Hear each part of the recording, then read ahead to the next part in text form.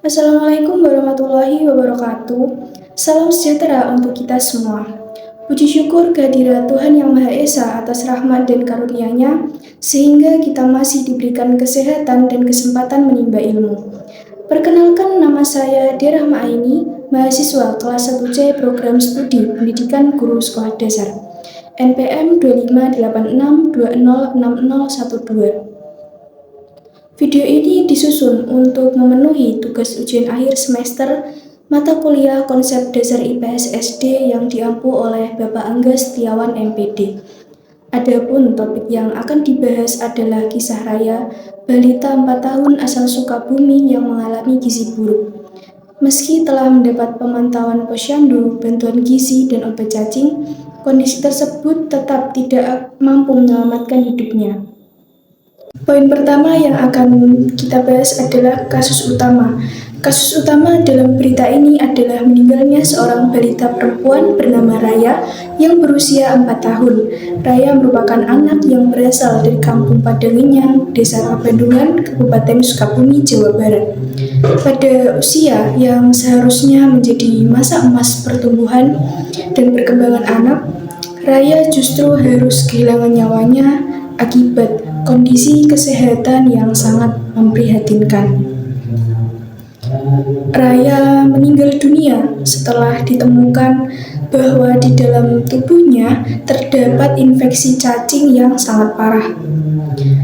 Infeksi ini bukan merupakan infeksi yang ringan, melainkan sudah berada pada tingkat yang membahayakan tubuh.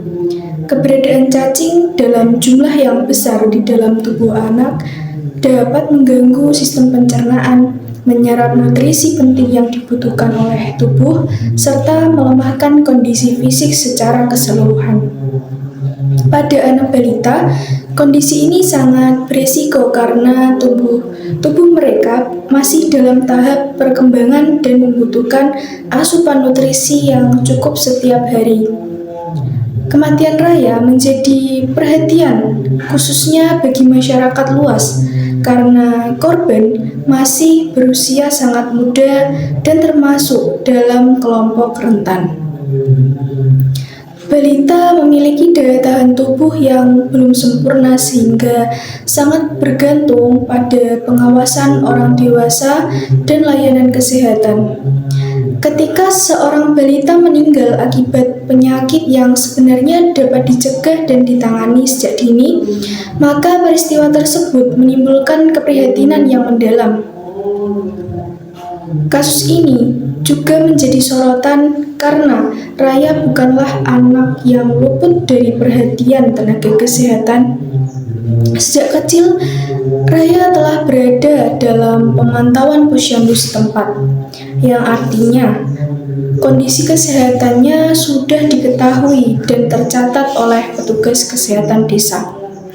Namun, meskipun telah mendapatkan pemantauan, kondisi kesehatannya tetap memburuk hingga berujung pada kematian.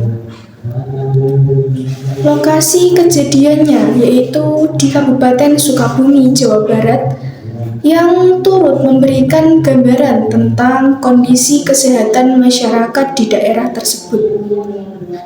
Wilayah pedesaan seringkali menghadapi tantangan seperti keterbatasan akses layanan kesehatan lanjutan, tingkat pendidikan kesehatan yang masih rendah, serta masalah lingkungan dan sanitasi. Faktor-faktor ini dapat mempengaruhi kualitas hidup dan kesehatan anak-anak yang tinggal di daerah tersebut. Kasus meninggalnya Raya tidak dapat dilihat hanya sebagai peristiwa medis semata, tetapi peristiwa ini juga mencerminkan persoalan sosial yang lebih luas, seperti kesadaran masyarakat terhadap pentingnya kesehatan anak, peran keluarga dalam mengambil keputusan medis, serta efektivitas sistem perlindungan kesehatan bagi balita. Dengan demikian, kasus utama dalam berita ini menjadi titik awal untuk memahami berbagai permasalahan yang saling berkaitan, mulai dari kesehatan individu, lingkungan tempat tinggal, hingga peran orang tua dan pemerintah. Kematian Raya menjadi pengingat bahwa kesehatan anak merupakan tanggung jawab bersama dan membutuhkan perhatian yang serius dari semua pihak. Poin selanjutnya adalah waktu kejadian. Berita tentang meninggalnya balita bernama Raya dimuat pada hari Rabu 20 Agustus 2025. Tanggal ini menjadi penanda publik mengetahui kasus yang memilukan tersebut. Namun sebenarnya kondisi Raya telah menjadi perhatian sejak lama.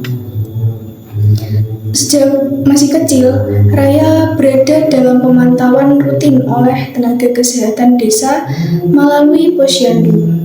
Pemantauan ini dilakukan untuk memeriksa pertumbuhan dan perkembangan anak. Terutama karena Raya diketahui termasuk dalam kategori BGM atau bawah garis merah, yaitu kondisi gizi buruk. Setiap kali datang ke posyandu, berat badan dan kondisi kesehatannya dicatat oleh petugas sehingga petugas selalu mengetahui perubahan atau perbaikan yang terjadi. Selain pemantauan rutin, Raya juga menjadi bagian dari program pemberian obat cacing. Obat ini diberikan secara rutin setiap 6 bulan sekali, yakni pada bulan Februari dan Agustus. Terakhir, Raya menerima obat cacing pada bulan Februari 2025, sekitar 6 bulan sebelum kematiannya. Pemberian obat cacing bertujuan untuk mencegah atau mengurangi infeksi cacing yang dapat menyerap nutrisi penting dari tubuh dan memperburuk kondisi. Selain program obat cacing, Raya juga mendapatkan program makanan tambahan atau PMT lokal yang diberikan selama 60 hari menjelang kejadian. Program ini memberikan asupan tambahan berupa makanan bergizi yang dipantau secara rutin oleh petugas kesehatan. Selama mengikuti PMT lokal, berat badan Raya sempat mengalami peningkatan, yang mana menunjukkan adanya respon positif terhadap intervensi gizi yang diberikan. Hal ini membuktikan bahwa dengan pemantauan dan pemberian makanan yang tepat, kondisi anak yang gizi buruk dapat sedikit membaik, meskipun tetap memerlukan perhatian berkelanjutan. Dengan demikian, meskipun berita resmi baru dimuat pada 20 Agustus 2025, rangkaian peristiwa yang berkaitan dengan kesehatan Raya sudah berlangsung jauh sebelumnya. Waktu kejadian ini penting untuk dipahami karena menunjukkan bahwa kasus ini bukanlah tiba-tiba, melainkan hasil akumulasi kondisi kesehatan yang lemah, intervensi yang terbatas, dan tantangan dalam penanganan anak dengan gizi buruk. Poin selanjutnya adalah kondisi kesehatan anak. Salah satu faktor penting dalam kasus Raya adalah kondisi kesehatannya yang sudah terganggu sejak kecil. Raya diketahui mengalami gizi buruk atau dalam istilah medis disebut BGM atau bawah garis merah. Kondisi ini terjadi ketika tubuh anak tidak mendapatkan asupan nutrisi yang cukup untuk mendukung pertumbuhan dan perkembangan secara optimal. Gizi buruk bukan hanya tentang berat badan yang rendah, tetapi juga berdampak pada perkembangan organ tubuh, fungsi sistem kekebalan, serta kemampuan anak untuk beraktivitas sehari-hari. Akibat gizi buruk, berat badan Raya berada di bawah standar normal untuk usianya. Berat badan rendah ini menjadi indikator nyata bahwa tubuhnya kekurangan protein, vitamin, mineral, dan kalori yang cukup. Kekurangan nutrisi ini membuat tubuh tidak memiliki energi yang cukup untuk pertumbuhan tulang, otot, maupun organ vital.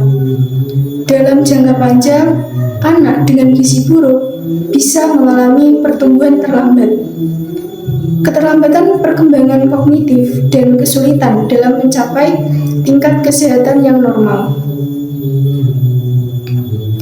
Selain masalah berat badan, gizi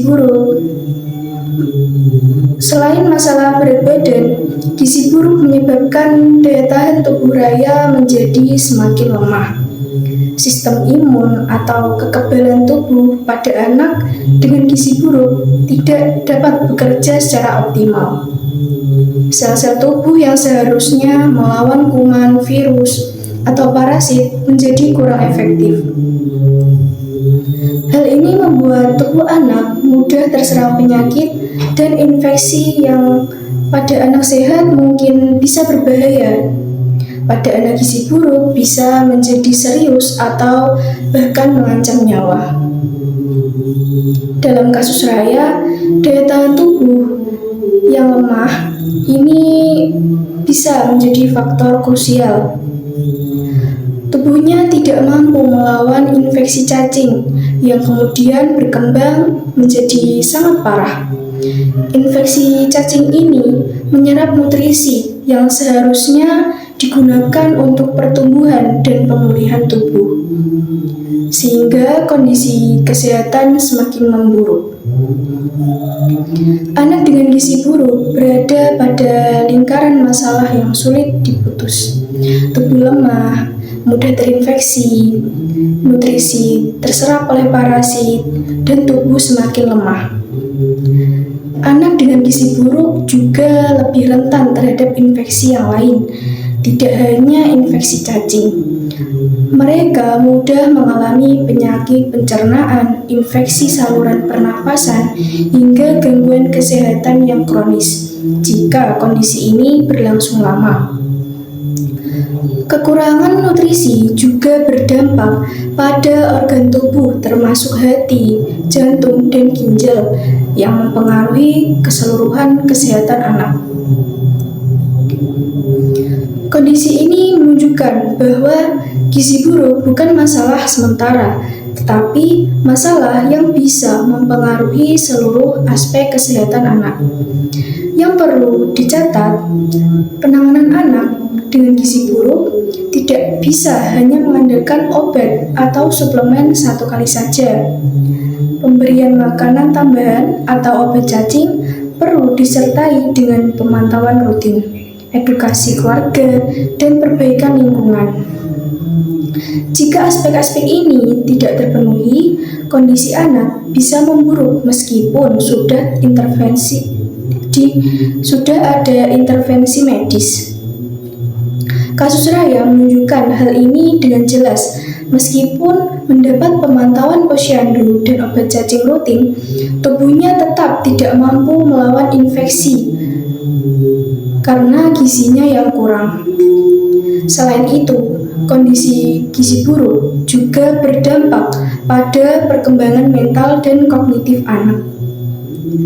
Anak yang kurang gizi cenderung lebih cepat lelah, sulit berkonsentrasi, dan mengalami keterlambatan dalam kemampuan belajar atau berinteraksi dengan lingkungannya. Semua faktor ini menunjukkan bahwa masalah gizi buruk memiliki efek jangka panjang dan kompleks, bukan sekedar masalah fisik semata. Dengan demikian, memahami kondisi kesehatan anak sangat penting untuk melihat mengapa kasus Raya ini menjadi fatal. Gizi buruk bukan hanya angka pada timbangan, tetapi merupakan faktor utama yang menentukan kemampuan tubuh anak untuk melawan penyakit dan daya bertahan hidup. Kasus ini juga menegaskan bahwa penanganan anak gizi buruk harus menyeluruh, mencakup asupan makanan bergizi, obat-obatan, pemantauan rutin, edukasi keluarga, dan lingkungan yang mendukung. Poin selanjutnya adalah penanganan kesehatan. Dalam kasus Raya, berbagai upaya penanganan kesehatan telah dilakukan oleh tenaga kesehatan desa dan pemerintah setempat. Upaya ini bertujuan untuk membantu anak yang mengalami gizi buruk atau BGM agar tubuhnya bisa tumbuh, berkembang, dan memiliki daya tahan yang lebih baik. Pertama, Raya secara rutin mendapatkan pemantauan kesehatan melalui posyandu. Posyandu merupakan fasilitas kesehatan dasar di desa yang memiliki peran penting dalam memantau tumbuh kembang anak.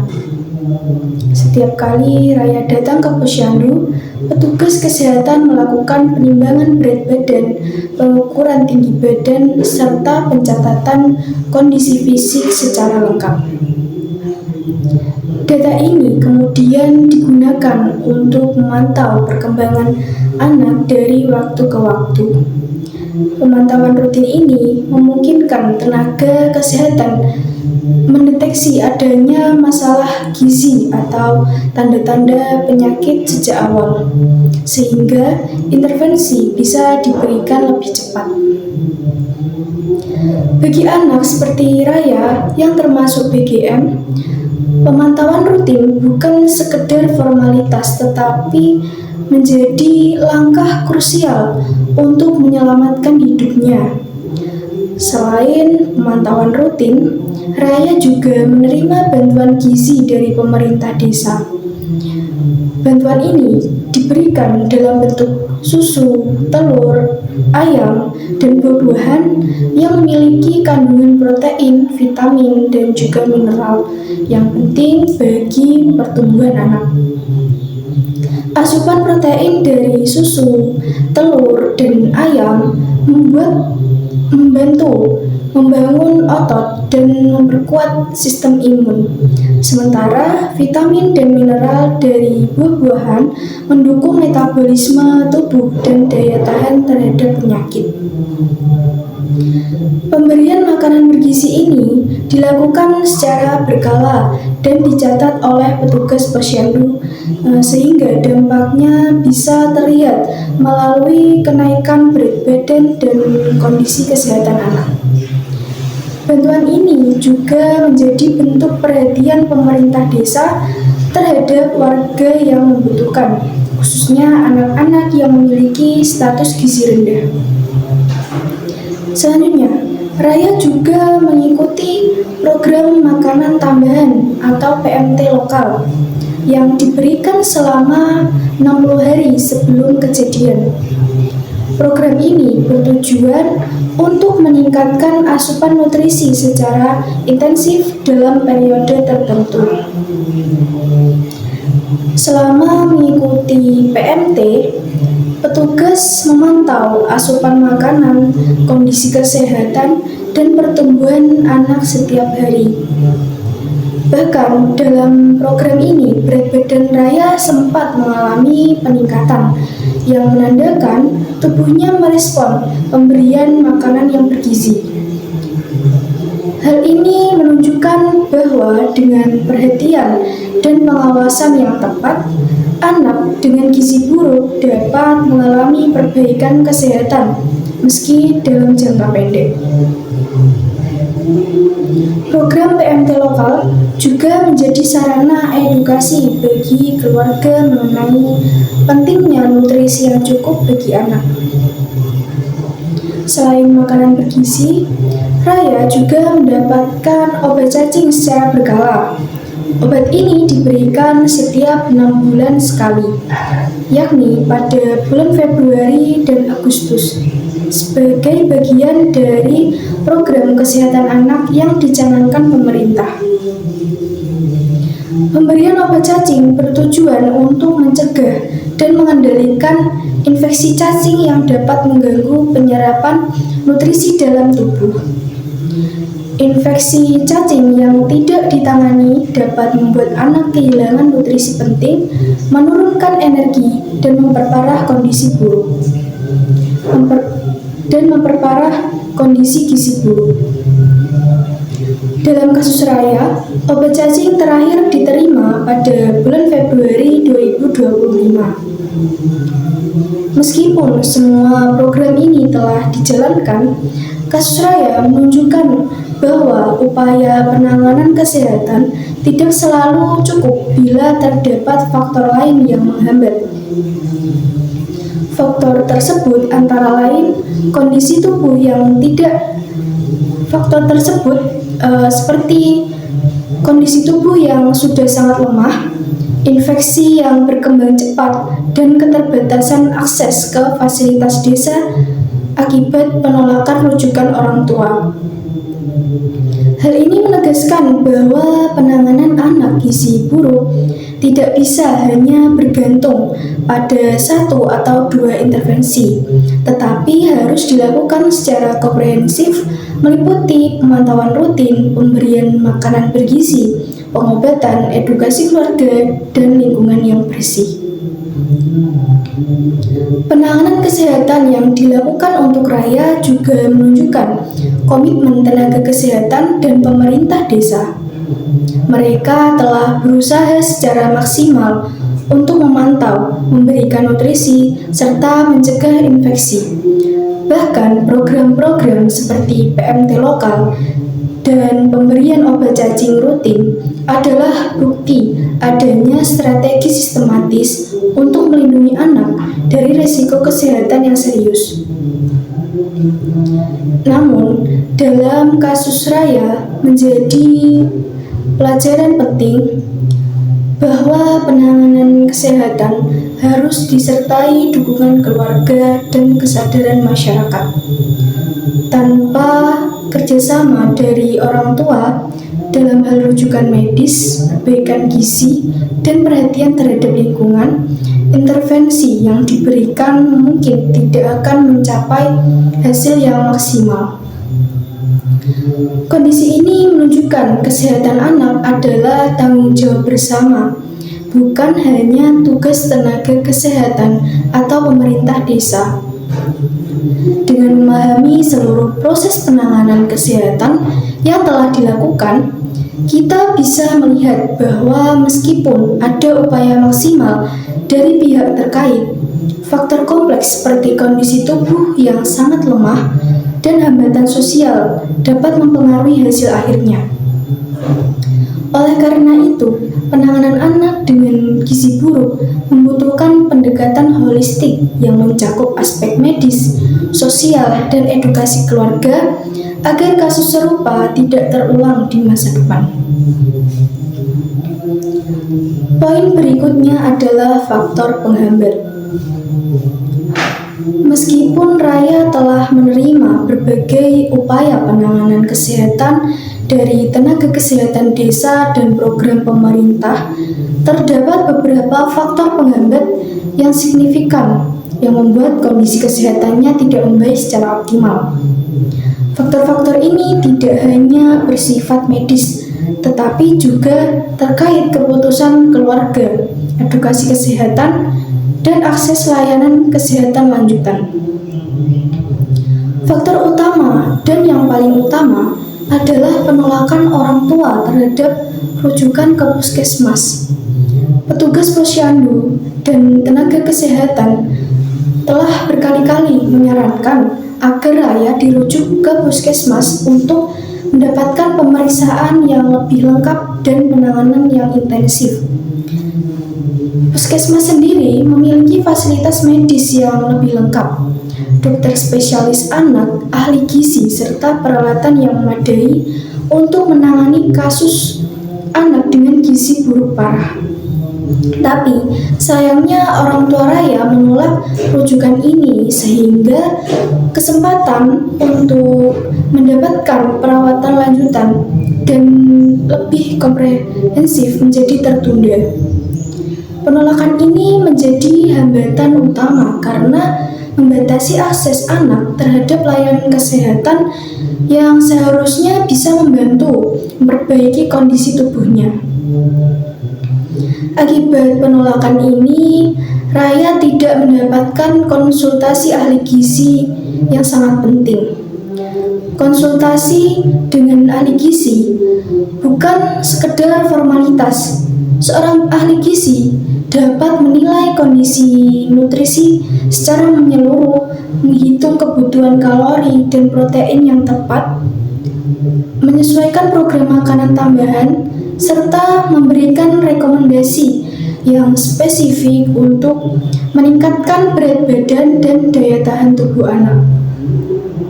Tanpa konsultasi ini, semua intervensi gizi yang dilakukan seperti pemberian PMT lokal dan bantuan gizi dari pemerintah desa menjadi kurang optimal karena tidak disesuaikan dengan kondisi spesifik rakyat. Hal ini menunjukkan bahwa dukungan profesional sangat diperlukan, terutama pada anak gizi buruk yang parah dan rentan infeksi. Selain itu, penanganan lanjutan terhambat akibat keputusan keluarga ini. Meskipun posyandu melakukan pemantauan rutin, memberikan makanan tambahan, dan memastikan obat cacing diterima, tenaga kesehatan desa memiliki keterbatasan dalam menangani kondisi medis yang kompleks. Anak dengan gizi buruk membutuhkan pengawasan intensif, terapi tambahan, dan perawatan medis lanjutan untuk menangani komplikasi seperti infeksi cacing yang parah, gangguan pencernaan, atau masalah organ lain. Tanpa akses ke fasilitas medis yang lebih lengkap, semua intervensi ini hanya memberikan efek terbatas. Faktor penghambat ini juga menunjukkan keterkaitan antara keputusan keluarga dan hasil kesehatan anak. Orang tua sangat menentukan karena keputusan mereka dapat mendukung atau menghambat upaya tenaga kesehatan. Dalam kasus Raya, penolakan rujukan menunjukkan adanya gap dan edukasi kesehatan keluarga. Orang tua mungkin belum sepenuhnya memahami risiko gizi buruk dan infeksi yang dialami anak, atau belum menyadari pentingnya intervensi medis lanjutan. Kurangnya pemahaman ini berdampak langsung pada kesehatan raya, sehingga upaya yang seharusnya menyelamatkan nyawa tidak dapat berjalan maksimal. Selain itu, faktor penghambat ini bukan hanya soal medis atau keputusan keluarga, tetapi juga terkait kombinasi kondisi medis yang kompleks dan keterbatasan sumber daya. Gizi buruk yang dialami Raya sudah berada pada tingkat yang parah, sehingga intervensi sederhana seperti pemberian makanan tambahan dan obat cacing saja tidak cukup untuk mengembalikan kesehatan tubuhnya. Tubuh anak yang lemah dan infeksi yang berkembang cepat membutuhkan penanganan intensif, pengawasan lanjutan, dan terapi medis. Namun, hambatan dari sisi keluarga membuat langkah ini tertunda sehingga risiko komplikasi meningkat. Faktor penghambat lainnya juga berkaitan dengan lingkungan sosial budaya di beberapa daerah. Keputusan medis sering kali dipengaruhi oleh tradisi atau persepsi terhadap pengobatan. Edukasi mengenai pentingnya rujukan medis, pemantauan gizi, dan perawatan lanjutan masih harus ditingkatkan agar orang tua lebih memahami konsekuensi dari keputusan mereka terhadap kesehatan anak. Kasus Raya menunjukkan bahwa tanpa kesadaran penuh dari keluarga, intervensi medis dan gizi yang diberikan oleh pemerintah atau tenaga kesehatan mungkin tidak akan mencapai hasil yang diharapkan. Kasus ini menjadi pelajaran penting bahwa penanganan anak dengan gizi buruk dan infeksi serius membutuhkan kerjasama antara tenaga kesehatan, pemerintah, dan keluarga. Tanpa kerjasama yang baik, hambatan-hambatan ini dapat berdampak langsung pada kesehatan anak, bahkan hingga mengancam nyawanya. Baik, poin berikutnya adalah peran pihak terkait. Dalam kasus Raya, peran berbagai pihak menjadi sangat penting untuk memahami bagaimana penanganan kesehatan anak gizi buruk dijalankan dan di mana kendala muncul. Pihak-pihak yang terlibat meliputi tenaga kesehatan desa, pemerintah desa, dan orang tua. Setiap pihak memiliki tanggung jawab dan peran yang berbeda, namun saling terkait dalam upaya menjaga kesehatan anak. Yang pertama adalah tenaga kesehatan desa. Tenaga kesehatan desa termasuk bidan desa dan kader posyandu memegang peran utama dalam memantau dan memberikan layanan kesehatan bagi anak-anak di wilayah desa.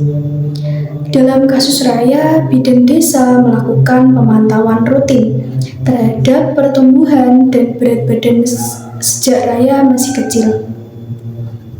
Setiap kunjungan posyandu, data tentang kondisi fisik Raya dicatat termasuk berat badan, tinggi badan, dan tanda-tanda gizi buruk. Selain pemantauan, tenaga kesehatan desa juga bertanggung jawab memberikan intervensi kesehatan dasar, seperti pemberian obat cacing setiap 6 bulan, memberikan suplemen gizi atau makanan tambahan, serta memberikan edukasi kepada keluarga mengenai pola makan yang sehat.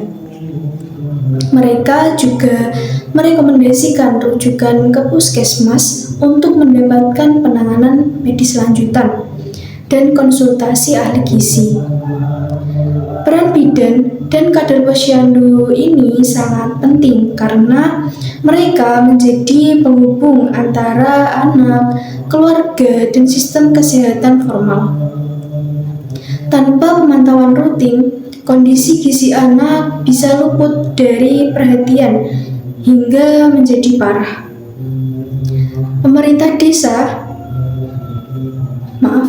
Yang selanjutnya adalah pemerintah desa.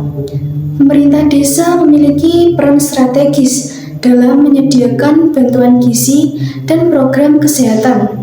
Dalam kasus Raya, pemerintah desa memberikan bantuan berupa susu, telur, ayam, dan buah-buahan yang bertujuan untuk memenuhi kebutuhan nutrisi harian anak. Selain itu, pemerintah desa juga menjalankan program makanan tambahan atau PMT lokal yang dilakukan selama periode tertentu dengan pemantauan ketat oleh tenaga kesehatan. Program ini membantu anak-anak dengan gizi buruk mendapatkan asupan tambahan secara terkontrol dan terukur. Peran pemerintah desa tidak hanya terbatas pada penyediaan makanan, tetapi juga koordinasi program kesehatan dengan posyandu dan tenaga medis. Memastikan bahwa setiap anak yang membutuhkan mendapatkan perhatian dan bantuan. Pemerintah desa juga bertanggung jawab untuk memastikan ketersediaan anggaran, distribusi bantuan, dan dukungan logistik bagi program-program tersebut. Dalam kasus Raya, meskipun intervensi dari pemerintah desa sudah berjalan, kendala muncul karena faktor keluarga dan kondisi medis anak yang kompleks. Yang ketiga adalah orang tua. Peran orang tua dalam menjaga kesehatan anak sangat menentukan hasil dari setiap intervensi. Orang tua bertanggung jawab untuk mematuhi saran tenaga kesehatan, memberikan asupan makanan bergizi di rumah, dan memastikan anak menerima obat serta perawatan yang diperlukan. Namun, dalam kasus Raya, terdapat penolakan terhadap rujukan ke puskesmas. Orang tua menolak untuk membawa Raya ke fasilitas kesehatan lanjutan, meskipun tenaga kesehatan sudah menjelaskan manfaatnya. Akhirnya, keputusan ini menjadi faktor penghambat utama karena menghalangi anak mendapatkan konsultasi ahli gizi dan perawatan intensif. Penolakan ini juga menunjukkan adanya kesenjangan edukasi kesehatan di mana orang tua mungkin belum memahami resiko gizi buruk dan infeksi cacing yang dialami anak, serta konsekuensi dari keterlambatan penanganan. Kasus Raya menegaskan bahwa kesuksesan program kesehatan anak tidak hanya bergantung pada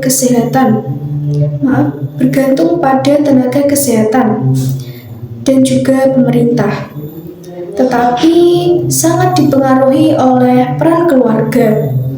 Kerjasama yang baik antara tenaga kesehatan, pemerintah, dan orang tua menjadi kunci agar intervensi berjalan efektif dan hasilnya maksimal. Dengan memahami peran ketiga pihak ini, kita bisa melihat bahwa setiap elemen memiliki tanggung jawab yang saling melengkapi. Tenaga kesehatan desa melakukan pemantauan dan intervensi, pemerintah desa menyediakan bantuan dan program tambahan, sementara orang tua bertanggung jawab mendukung dan mengikuti arahan tenaga medis. Kegagalan atau hambatan pada salah satu pihak dapat berdampak langsung pada hasil akhir, seperti yang terlihat pada kasus Raya. Kasus ini menjadi pelajaran yang penting bagi masyarakat luas bahwa penanganan anak dengan gizi buruk dapat membutuhkan kolaborasi menyeluruh dan bukan tanggung jawab satu pihak saja. Poin berikutnya adalah masalah sosial dan lingkungan. Selain faktor medis, kondisi kesehatan Raya juga sangat dipengaruhi oleh masalah sosial dan lingkungan di sekitarnya. Faktor-faktor ini seringkali menjadi penyebab mengapa upaya penanganan gizi buruk pada anak tidak berjalan optimal dan risiko infeksi meningkat.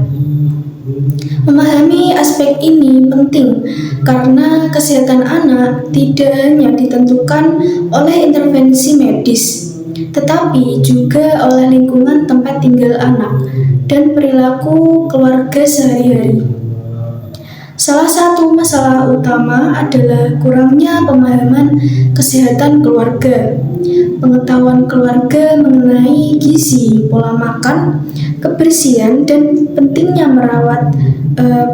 perawatan medis sangat menentukan keberhasilan program kesehatan. Dalam kasus Raya, terlihat jelas bahwa orang tua tidak sepenuhnya memahami manfaat rujukan ke puskesmas, meskipun tenaga kesehatan sudah berkali-kali menjelaskan urgensinya.